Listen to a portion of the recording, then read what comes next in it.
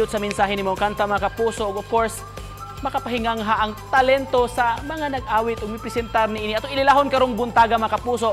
Pamilya ni sila sa mga talentado gyud kaayo nga mga singers mga kapuso. Gikan sa Batangas, gitawag nilang grupo nga Ivan Jovi. Makauban nato karong buntag sa programa.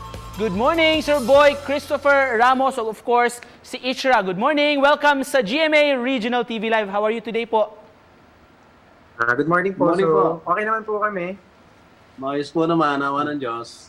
Daghang salamat. Thank you for joining us this morning, sir. Your song covers posted sa social media, really entertaining. The same time, informative po. Just like what we watched yung about sa COVID-19. Who composed the song, sir, the cover? Lyrics lang po. Ang inyong pong lingkod, Boy Christopher Ramos po yung gumawa po ng entire lyrics. Pero yun po ay siyempre adaptation po yun ng kantang Too Much Heaven Too po. Much Heaven on the Bee Gees. Ng The Bee Gees, of course. Ang buong pamilya, sir, kumakanta po? Nasa bloodline na ba ito? Yes po. Yes po. Special ho yung aming, yung aming Aming mami.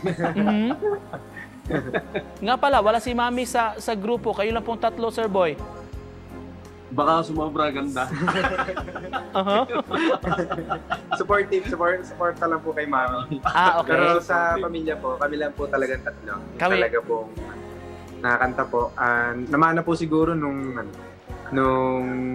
sa aming tatay dahil ito yung kung yung paraan ng pagbubuhay niya sa amin nung kami mga bata pa. Ang talento talaga ni tatay po.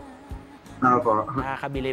Sir Ishra, how did you come up with this idea po na song covers tapos ipopost niyo sa social media?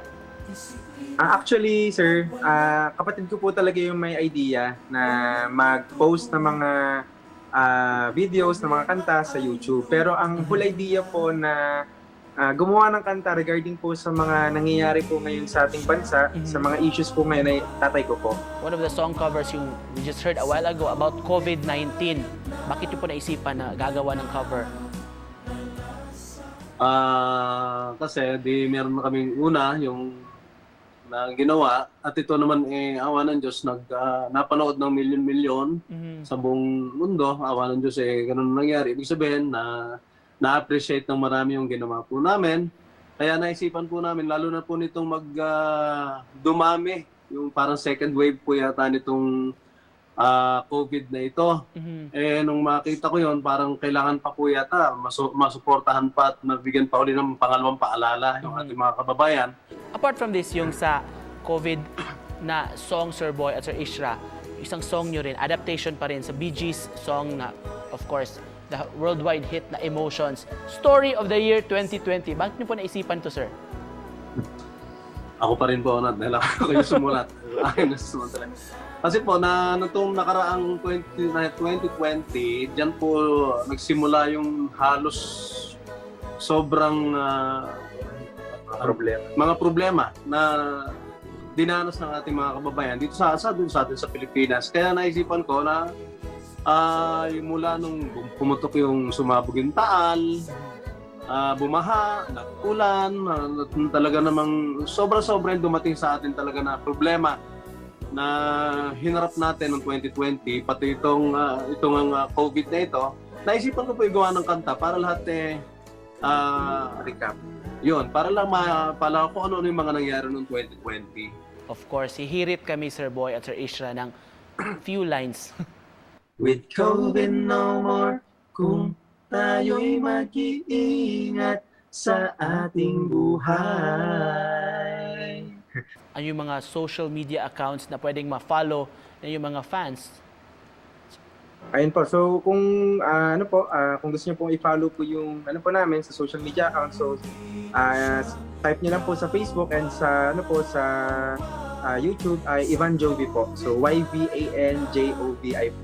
To cap this off, Sir Okay. Ishra at of course, Sir Boy, mensahe nyo sa mga nanonood sa atin ngayon. Sana po ay mag-iingat po tayong lahat. Huwag po natin gawing biro ito.